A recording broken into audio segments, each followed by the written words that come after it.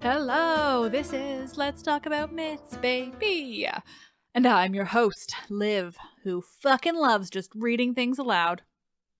We've had a lot of conversation episodes these past Fridays, and we'll have a lot more to come, so today felt like the perfect place to put in a nice, simple reading episode. Plus, well, I'm traveling and had to prepare a bunch of things early, and my original plans for today's episodes changed at last minute, so here we are.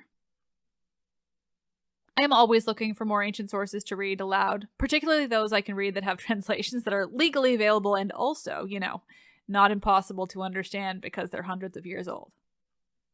When I'm back from my travels, I'll likely start some new reading that will take up a bunch of episodes, but for now I needed shorter ones. And, well, so enter this particular reading episode. The Shield of Heracles is not one of the most popular epics today. And peek behind the curtain, I have not even read it. But it was quite popular in the ancient world.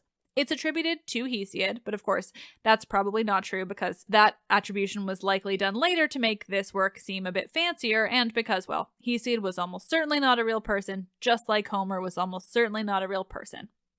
This work, though, provides a bit more of Heracles' endless story, particularly his time in Thessaly.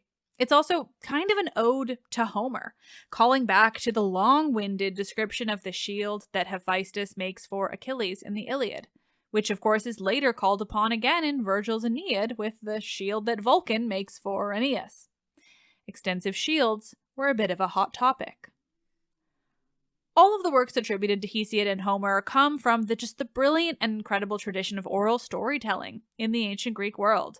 This work, The Shield of Heracles, fits in with that tradition, something that was sung by traveling bards around the ancient Greek world that grew and changed through time, that took on elements and lost others. I just love the idea of oral tradition so much, just more than anything, honestly. Eventually, though, these pieces were written down into the versions that we have now, and somewhere down the line, possibly quite late in the case of this one, this particular epic poem was attributed to Hesiod, and it just kind of stuck. But in the end, it doesn't matter who did or did not write it, or whether or not they were or not named Hesiod. It's an ancient epic poem nonetheless, and so it's pretty worthy of our reading, and specifically, my reading it to you. Just a warning, this piece does jump kind of right in. I'm not sure what parts are fragmentary or otherwise, but we just kind of get thrown into the story of Heracles' parents, kind of, and so on. So I think you'll gather it, or just listen to my voice saying ancient things to you, I guess.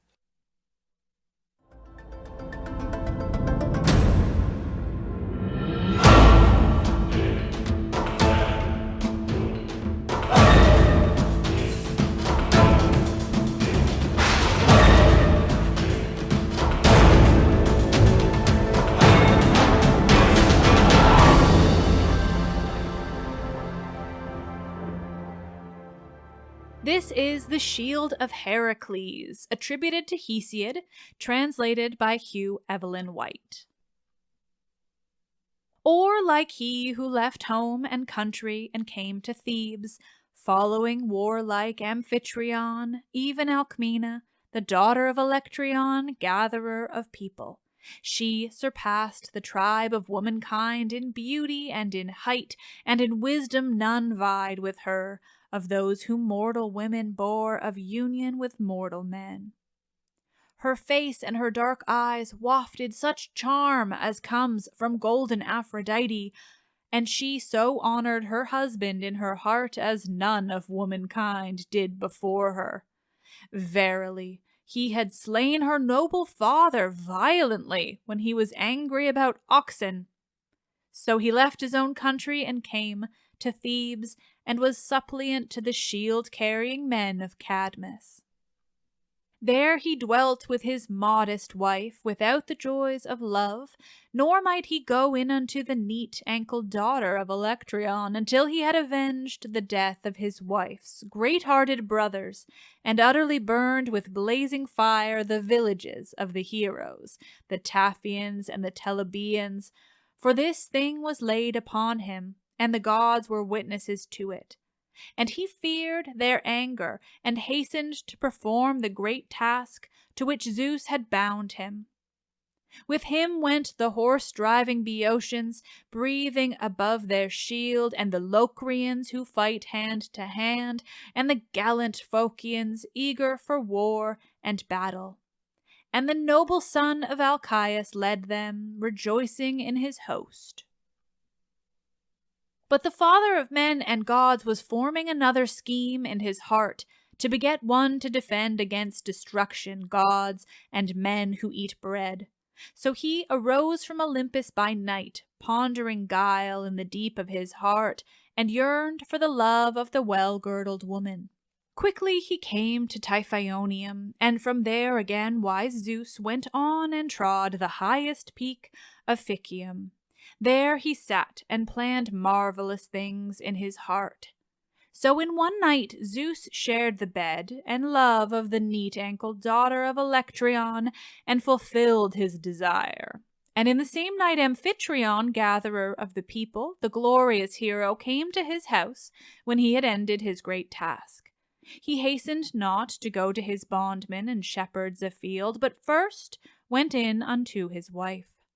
Such desire took hold on the shepherd of the people, and as a man who has escaped joyfully from misery, whether of sore disease or cruel bondage, so then did Amphitryon, when he had wound up all his heavy task, come gladly and welcome to his home.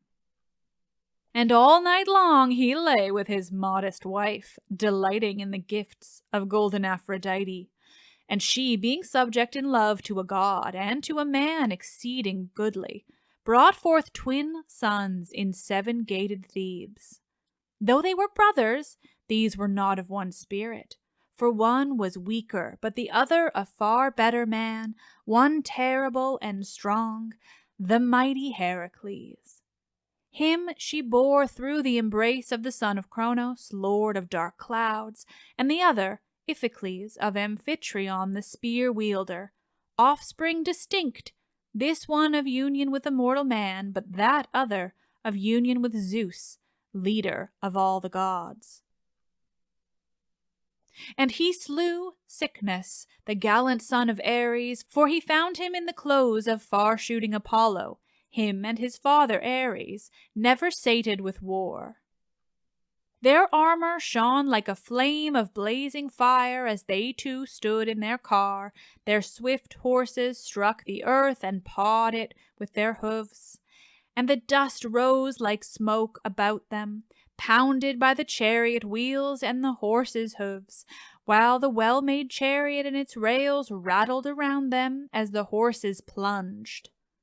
And blameless Cycnus was glad, for he looked to slay the warlike son of Zeus and his charioteer with the sword, and to strip off their splendid armor. But Phoebus Apollo would not listen to his vaunts, for he himself had stirred up mighty Heracles against him, and all the grove and altar of Pagasean Apollo flamed because of the dread god, and because of his arms, for his eyes flashed as with fire. What mortal men would have dared to meet him face to face, save Heracles and glorious Iolaus? For great was their strength, and unconquerable were the arms which grew from their shoulders on their strong limbs.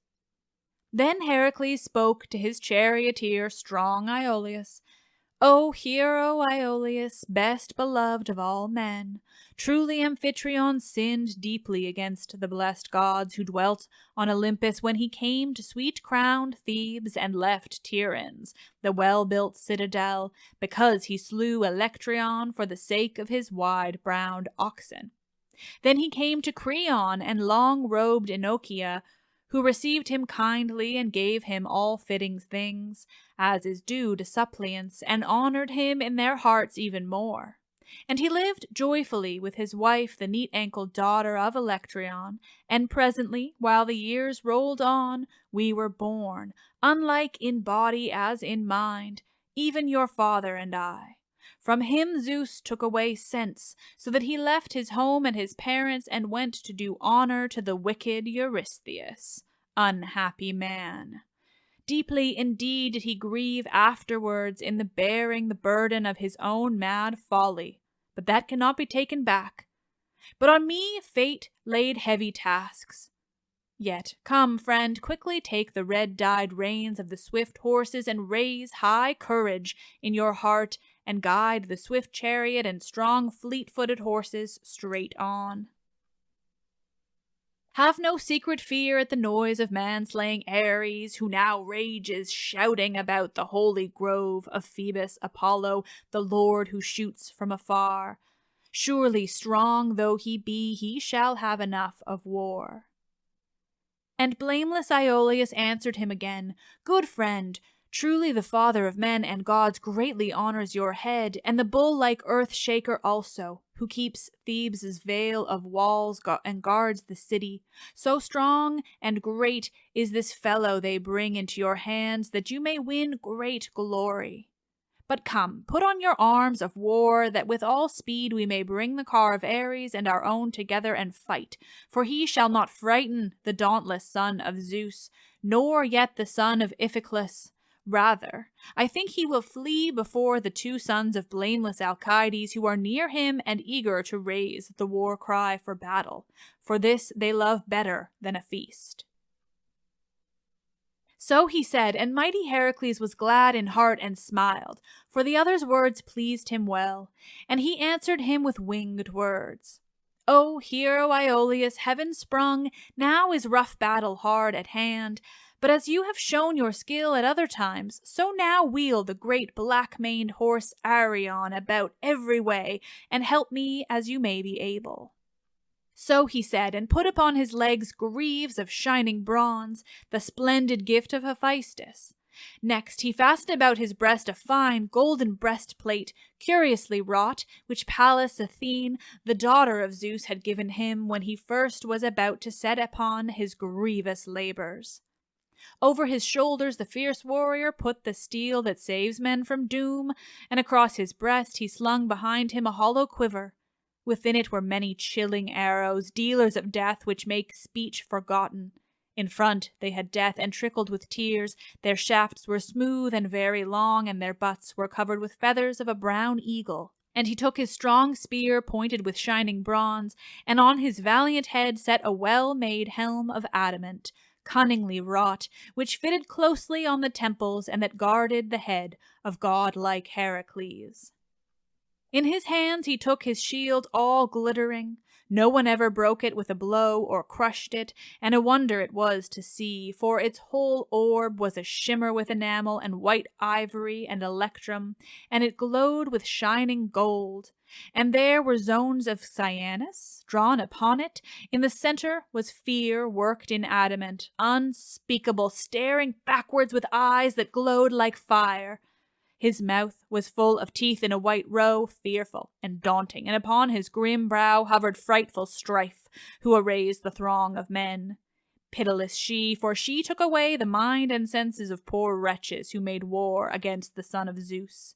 Their souls passed beneath the earth and went down into the house of Hades, but their bones, when the skin is rotted about them, crumble away on the dark earth under parching Sirius. Upon the shield pursuit and flight were wrought, and tumult and panic and slaughter.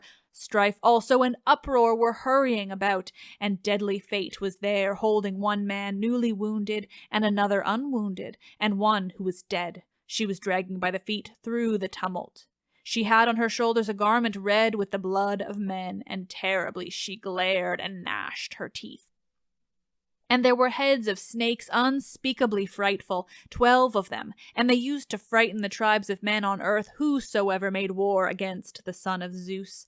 For they would clash their teeth when Amphitryon's son was fighting, and brightly shone these wonderful works. and it was as though there were spots upon the frightful snakes, and their backs were dark blue, and their jaws were black. Also there were upon the shield droves of boars and lions who glared at each other, being furious and eager. The rows of them moved on together, and neither side trembled, but both bristled upon their manes. For already a great lion lay between them and two boars, one on either side, bereft of life, and their dark blood was dripping down upon the ground.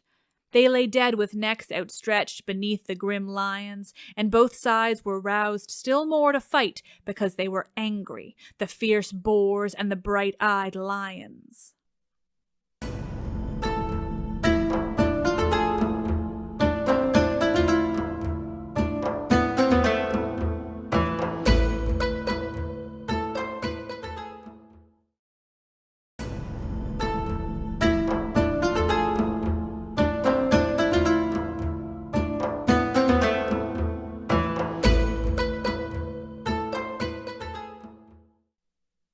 And there was the strife of the Lapith spearmen gathered round the Prince Caeneus and Dryas and Pirithous, with Hoplius, Exadius, Phalareus, and Prolocus, Mopsus, the son of Amache, and Titaresia, a scion of Ares, and Theseus, the son of Aegeus, like unto the deathless gods. These were of silver and had armor of gold upon their bodies.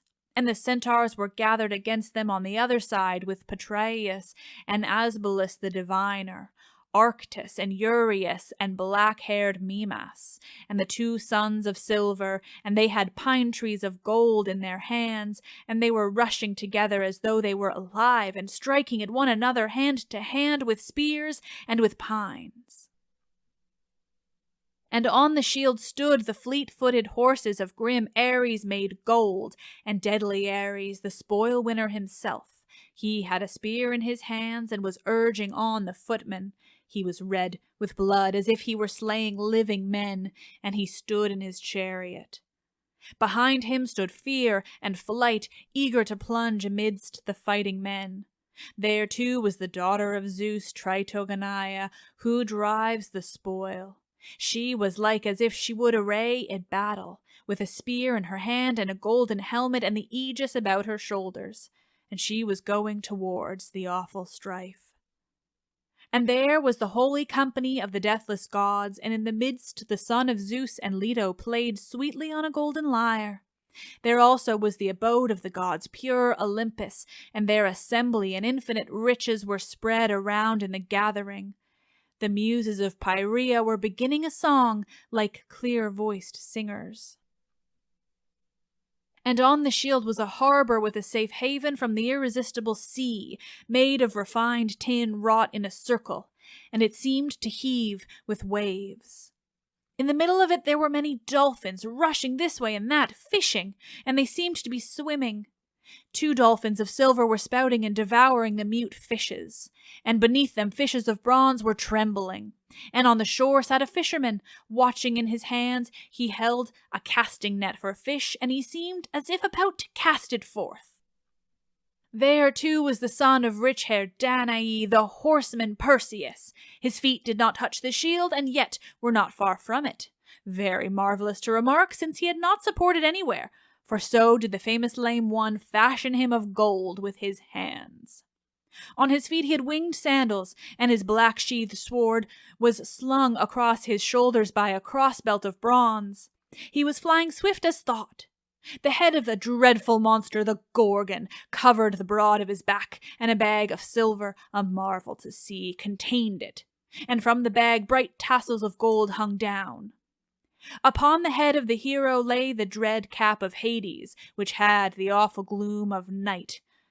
Perseus himself, the son of Danae, was a full stretch, like one who hurries and shudders with horror. And after him rushed the Gorgons, unapproachable and unspeakable, longing to seize him, as they trod upon the pale adamant. The shield rang sharp and clear with a loud clanging. 2 serpents hung down at their girdles with heads curved forward. Their tongues were flickering, and their teeth gnashing with fury, and their eyes glaring fiercely, and upon the awful heads of the Gorgons great fear was quaking. And beyond these there were men fighting in warlike harness, some defending their own town and parents from destruction, and others eager to sack it. Many lay dead, but the greater number still strove and fought. The women on well-built towers of bronze were crying shrilly and tearing their cheeks like living beings, the work of famous Hephaestus.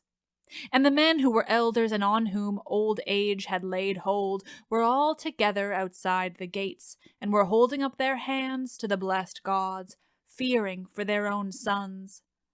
But these again were engaged in battle, and behind them the dusky fates, gnashing their white fangs, lowering, grim, bloody, and unapproachable, struggled for those who were falling, for they all were longing to drink dark blood. So soon as they caught a man overthrown or falling newly wounded, one of them would clasp her great claws about him, and his soul would go down to Hades, to chilly Tartarus. And when they had satisfied their souls with human blood, they would cast that one behind them and rush back again into the tumult and the fray. Clotho and Lachesis were over them, and Atropos less tall than they, a goddess of no great fame, yet superior to the others and the eldest of them. And they made a fierce fight over one poor wretch, glaring evilly at one another with furious eyes, and fighting equally with claws and hands. By them stood darkness and death, mournful and fearful, pale, shriveled, shrunk with hunger, swollen need. Long nails tipped her hands, and she dribbled at the nose, and from her cheeks blood dripped down to the ground. She stood leering hideously, and much dust sodden with tears lay upon her shoulders. Next, there was a city of men with goodly towers, and 7 gates of gold, fitted to the lintels, guarded it. The men were making merry with festivities and dances. Some were bringing home a bride to her husband on a well-wheeled car, while the bridal song swelled high, and the glow of blazing torches held by handmaidens rolled in waves afar. And these maidens went before, delighting in the festival, and after them came frolicsome choirs, the youths singing soft-mouthed to the sound of shrill pipes, while the echo was shivered around them. And the girls led on the lovely dance to the sound of lyres.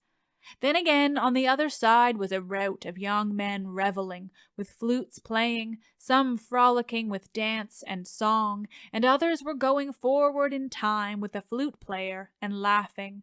The whole town was filled with mirth and dance and festivity.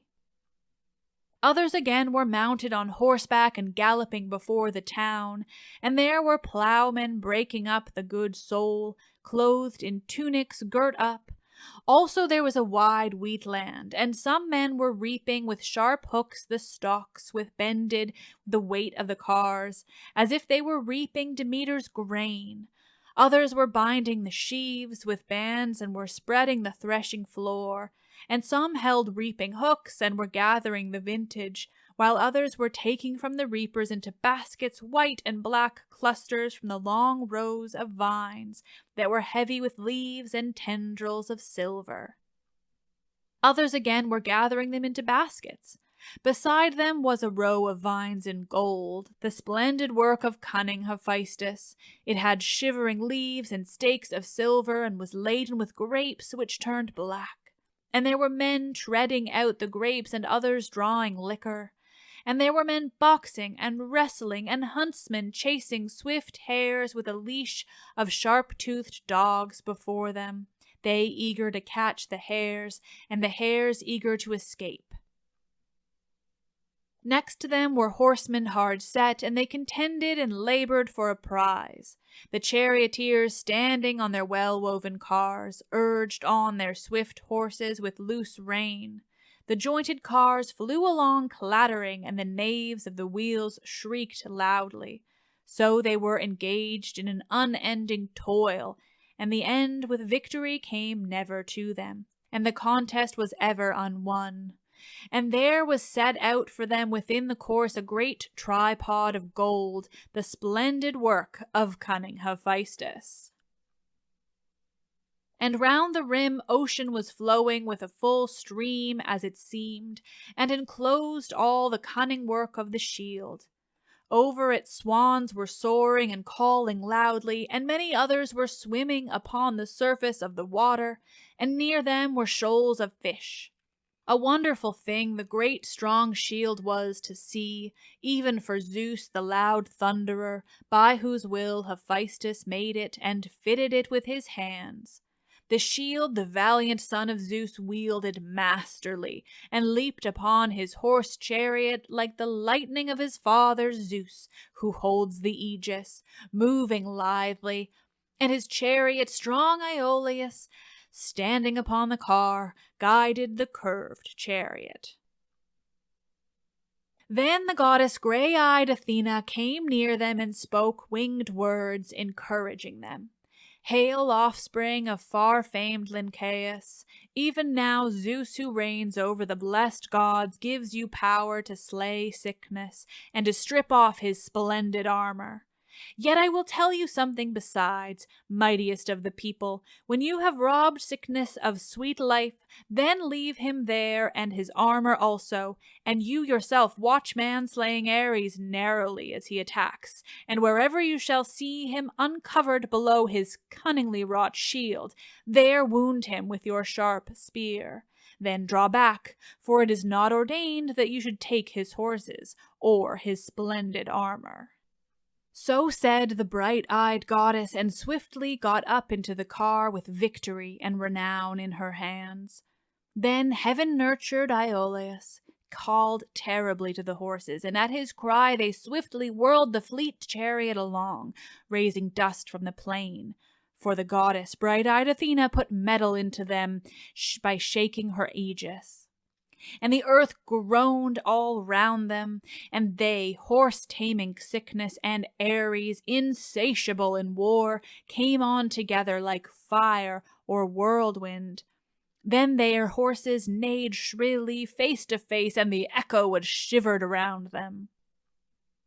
And mighty Heracles spoke first and said to that other, Cycnus, good sir, why, pray, do you set your swift horses at us? Men who are tried in labor and pain. Nay, guide your fleet car aside and yield and go out to the path. It is Trachis I am driving on, to Caix the king, who is the first in Trachis for power and for honor, and that you yourself know well, for you have his daughter, dark-eyed Themistinoe, to wife. Fool, for Ares shall not deliver you from the end of death, if we two meet together in battle. Another time ere this, I declare, he has made trial of my spear, and when he defended sandy Pylos and stood against me, fiercely longing for this fight. Thrice was he stricken by my spear and dashed to earth, and his shield was pierced, but the fourth time I struck his thigh, laying on with all my strength, and tore deep into his flesh, and he fell headlong into the dust upon the ground, through the force of my spear thrust. Then truly he would have been disgraced among the deathless gods, if by my hands he had left behind his bloody spoils. So he said, but Cycnus, the stout spearman, cared not to obey him and pull up the horses that drew his chariot. Then it was that his well-woven cars they both leaped straight to the ground, the son of Zeus and the son of the Lord of War. The charioteers drove nearby with their horses, their beautiful manes, and the wide earth rang with the beat of their hoofs as they rushed along. As when rocks leap forth from the high peak of a great mountain and fall on one another, and many towering oaks and pines and long-rooted poplars are broken by them, as they swirl softly down until they reach the plain, so did they fall on one another with a great shout, and all the town of the Myrmidons, and famous Iolcus, and Arne, and Helice, and Gracianthea echoed loudly at the voice of the two. With an awful cry they closed, and wise Zeus thundered loudly and rained down drops of blood, giving the signal for death to his dauntless son. As a tusked boar that is fearful for a man to see before him in the glens of a mountain resolves to fight with the huntsman and white tusks, turning sideways while foam flows all round his mouth, and he gnashes and his eyes are like glowing fire, and he bristles the hair on his mane and around his neck. Like him the son of Zeus leaped from his horse chariot, and when the dark-winged whirring grasshopper, perched on a green shoot, begins to sing of summer to men, his food and drink is the dainty dew, and all day long from dawn pours forth his voice in the deadliest heat, when Sirius scorches the flesh, then the beard grows upon the millet which men sow in summer. When the crude grapes which Dionysus gave to men, a joy and a sorrow both, begin to color, in that season they fought, and loud rose the clamor.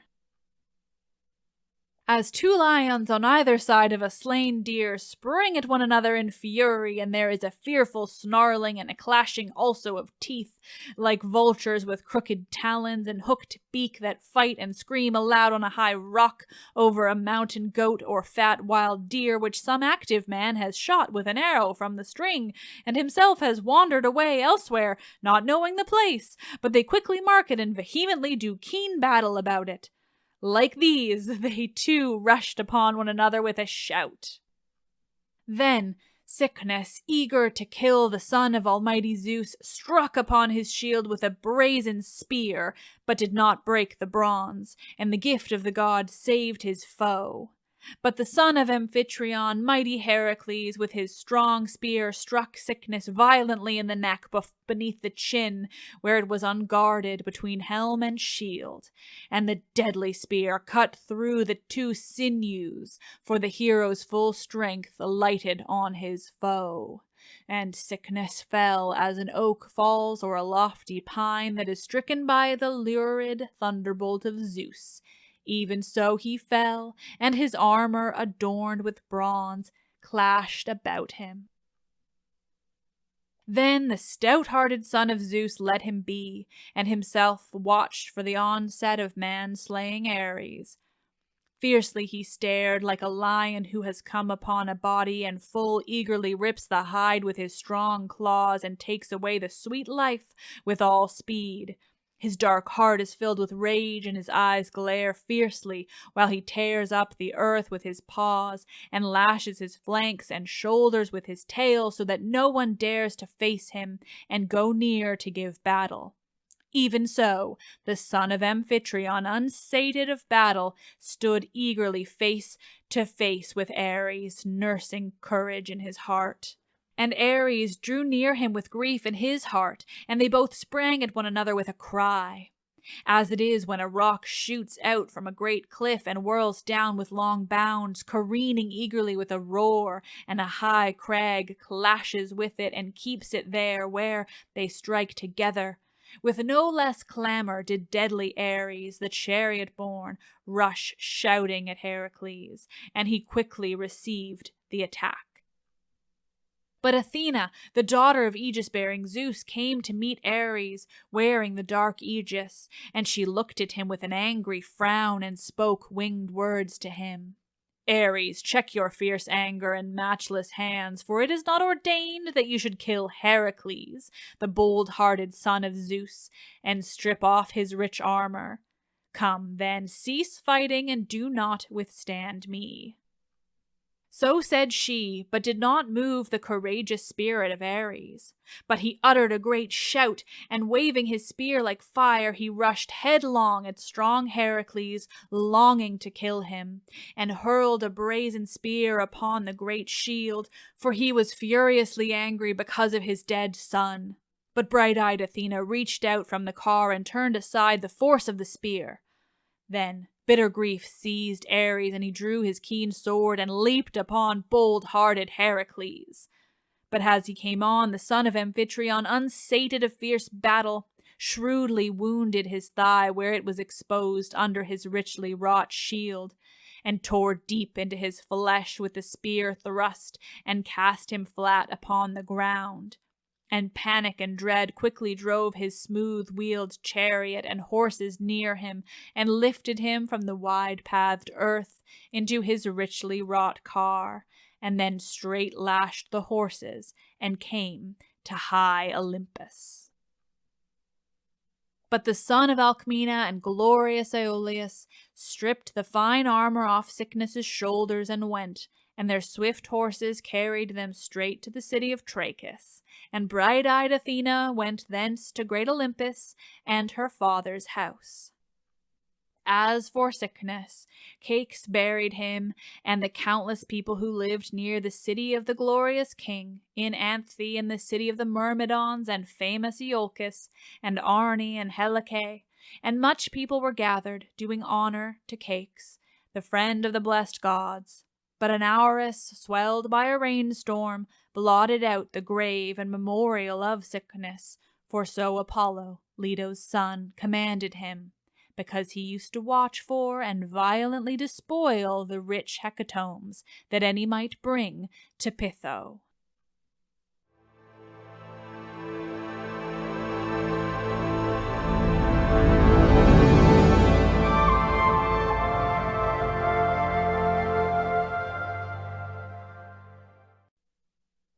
Nerds, as always, thank you for listening. I love reading things aloud to you all. I'm just so extra thankful that you all like it too. This one was interesting.